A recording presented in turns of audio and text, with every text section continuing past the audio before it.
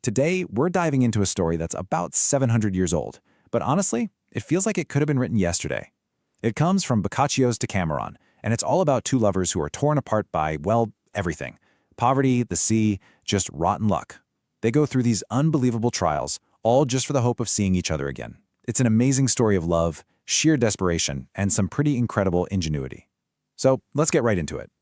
So think about that for a second. What can possibly stand up against all of that? For one young couple, this isn't just some deep thought. It's their reality. They're about to face every single one of these obstacles, and then some. And their journey, man, it's going to test the absolute limits of their love, their luck, and their will to just keep going. All right, so let's set the scene. We're on this beautiful, sun-drenched island of Lipari, right near Sicily. And here we meet our two young lovers, the lovely Costanza and a really good guy named Martuccio Gomito. Now, Martuccio is great, but he's poor. And their connection was, it was one of those epic loves. The story says they could only really breathe when they were together. So Martuccio, being an honorable guy, does the right thing. He goes straight to Costanza's father to ask for her hand in marriage. And the father's answer is just swift and cruel. It's a flat-out no. Why? Simple. Martuccio doesn't have any money. In that world, his good character and their incredible love meant absolutely nothing next to a fat wallet. His poverty was like a giant brick wall.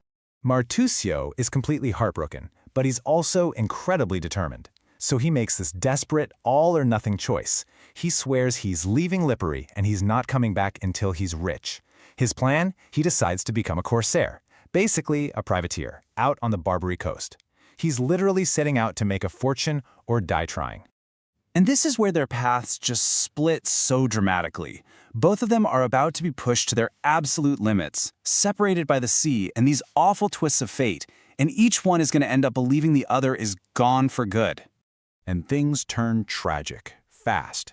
Word gets back to Lipari that Martuccio's ship went down in a storm and everyone on board was lost. For Costanza, hearing this news, it's the end of everything. The love of her life is dead. She sees no reason at all to go on living. But she can't bring herself to, end her life directly. So she comes up with this other plan. In the middle of the night, she sneaks down to the harbor, finds a little fishing boat, and pushes off. Once she's out on the open sea, she throws the oars and the rudder into the water, lies down in the bottom of the boat, and just gives up. She surrenders her fate completely to the waves. But here's the incredible twist. The news about Martuccio was wrong. He wasn't killed in the storm. No, his ship was captured, he was robbed of everything, and he was thrown into a prison in Tunis. And get this, at the very same time, the wind gently pushes Costanza's little boat to the shore near a town called Susa, where she's found and rescued by a kind woman. So they're both alive, but they're totally alone, and each one is absolutely convinced the other is dead. Just when all hope seems completely lost, the story takes this fascinating turn. And this is where Martuccio proves that the most powerful weapon you have isn't always a sword. Sometimes it's your brain. His mind is about to change both of their destinies forever. Even rotting in a prison cell, Martuccio is paying attention. He overhears the guards complaining that their king is losing a really important war.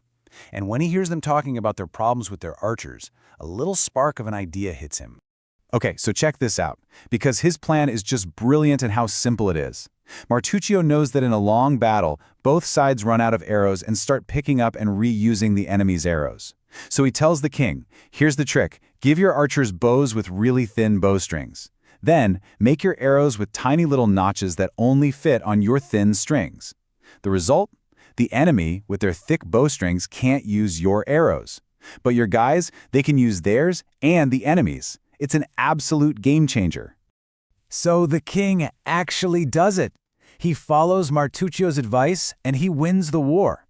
And with that one clever idea, Martuccio goes from being a forgotten prisoner to a celebrated hero. This sets the stage for one of the most incredible reunions you'll ever hear about. The king is blown away. He immediately frees Martuccio and showers him with riches and a powerful position at court. And of course, the news of this amazing victory and the story of the brilliant advisor from Lipari named Martuccio Gomito spreads like wildfire.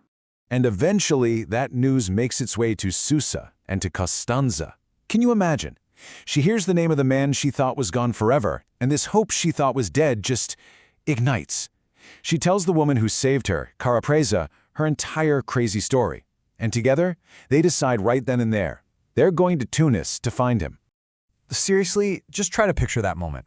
After all the suffering, the fake news, the despair, they're finally standing face to face. When Martuccio sees her, he can't even believe his eyes. This quote just captures that raw shock and overwhelming relief as they finally get to hold each other again. Their trials are finally over. And that brings us to the final, really joyful part of their story, where all of their loyalty and their love is rewarded in the most amazing way. So Martuccio brings Costanza to the king, and he lays out the whole story. Her father's refusal, his vow to get rich, the shipwreck, her desperate boat journey, everything. The king, who already thinks Martuccio is a genius, is now just completely moved by their incredible story of devotion. And the king's response is just perfect. He declares that Martuccio has more than earned the right to marry Costanza. And he doesn't just give them his blessing. He showers them with incredible gifts, tons of wealth, everything they could ever need to start a life together. And so Martuccio and Costanza, now rich and honored, get to go home. They sail right back to Lipari, the very island where being poor once tore them apart. And there they get married, and as the story goes, they lived a long and very happy life together. You know, their whole journey really makes you wonder. What was it that got them through all of that? Was it just a series of lucky breaks? Was it some kind of destiny written in the stars? Or was it their own grit, their own cleverness, and a love that was just too strong to ever be put out? That's the question the story leaves us with, even 700 years later. What do you think?